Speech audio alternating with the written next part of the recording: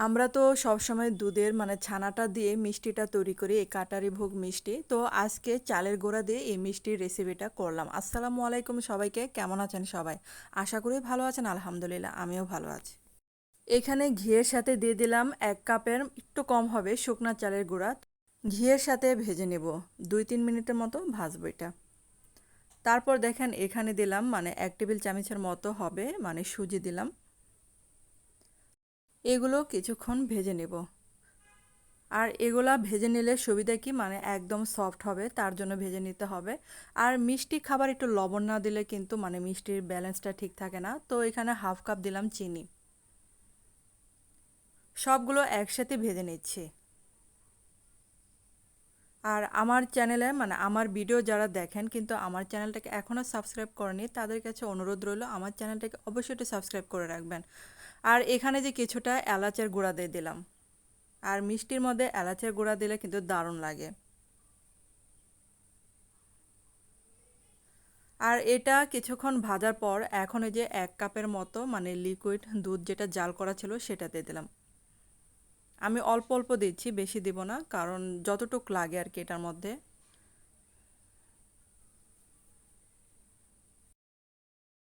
আর এটা কিন্তু আস্তে আস্তে এই যে পানিটা মানে দুধটা শুকিয়ে যাচ্ছে, তো এটা যখন এই যে আটা রুটি যেরকম বানাই আমরা, যে গরম পানি রুটি বানাই, আর সেরকম একটা মানে খামির তৈরি হবে, সেটা হলে বুঝে নিব যেটা হয়ে গেছে। তো এটা কিন্তু দেখেন হয়ে গেল, তো আমি এই যে একটা বাটিতে নামিয়ে রেখেছি।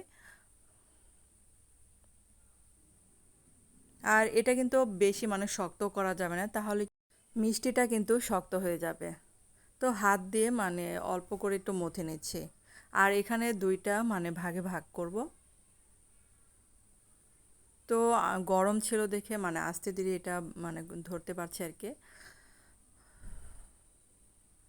আর এখন এই যে আরেকটা বাটিতে তুলে নিলাম, আর এটাতে একটু ফুড কালার মিশিয়ে নেব আমি।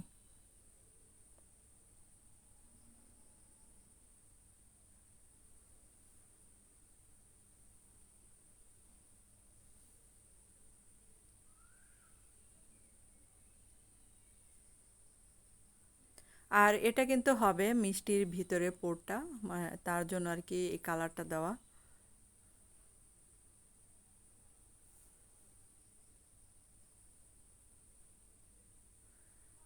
এখন এই যে সাদা অংশটুকু নিয়ে আমি যে মিষ্টির শেপে বানিয়ে নেব। এখন এই যে পুলি পিঠার মতো আমি মানে গোল গোল করে নেব, এটা একটু মানে গর্ত করে নিচ্ছি যাতে পুরটা ভিতরে ভরা যায়।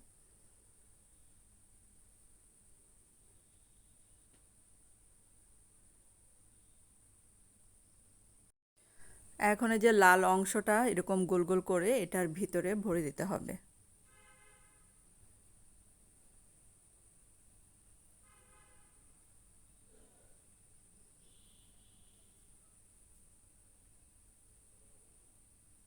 তো আপনারা কিন্তু দেখেই মানে বুঝতে পারছেন যে এটা মানে অনেক সহজ এটা বানানো। আর একে একে মানে সবগুলো এরকম করে আমি বানিয়ে নিচ্ছি। যখন ঘরে মানে এরকম ছানা থাকবে না, তো এটা মানে চালের গুঁড়া দিয়ে এরকম করে মিষ্টি বানিয়ে দিতে পারেন। আর এটার স্বাদ কিন্তু কোনো অংশে কম হয় নাই।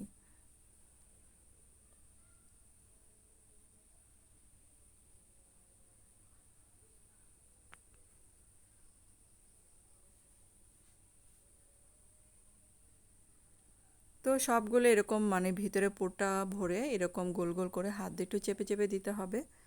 আর এখন এটা স্টিম করার পাত্রে এগুলা মানে কিছুক্ষণ আমি ভাপ দিয়ে নেব। 3-4 মিনিট বা 5 মিনিট লাগবে এগুলা ভাপ দিতে, মানে বেশি সময় লাগবে না। তো এই হলুদটা একটু মানে অবশিষ্ট ছিল, সেটাও দিয়ে দিলাম এখানে। তারপর এখন এই যে 5 মিনিটের মতো একটু ভাপ দিয়ে নিলাম। আর এই যে এখন কিন্তু এগুলা হয়ে গেছে। আর এগুলো আমি ঠান্ডা করে তারপরে যে প্লেটে নামাবো। তারপরে যে গুঁড়া দুধের উপর একটু গড়িয়ে নিলাম মিষ্টির মতো দেখার জন্য।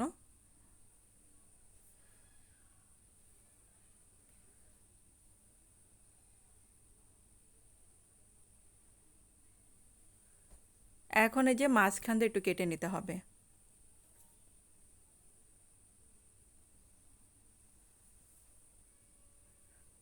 তো তো ঘরে যখন এরকম মানে ছানা থাকবে না তখন ঝটপট করে এরকম করে চালের গুঁড়া দিয়ে মিষ্টি বানিয়ে দিতে পারেন।